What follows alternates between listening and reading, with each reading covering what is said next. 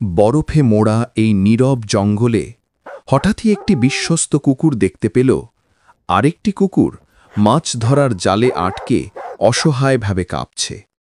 ঠান্ডায় নিস্তেজ, চোখে ভয়, আর চারদিকে শুধু নীরবতা।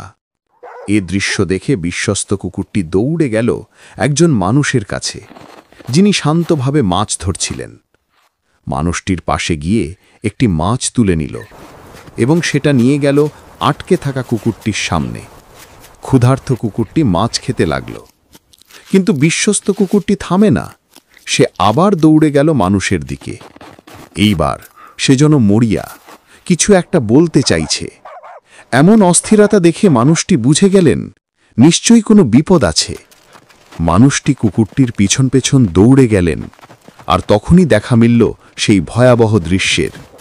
একটি কুকুর জালের ফাঁসে আটকে জীবন মরণের লড়াই করছে। শরীর জমে গেছে ঠান্ডায়, চোখে ভয়ের ছাপ। মানুষটি ঝুঁকে পড়লেন এবং পকেট থেকে একটি কেঁচি বের করে ধীরে ধীরে জাল কাটতে লাগলেন। মুক্তি পেল সেই অসহায় প্রাণটা।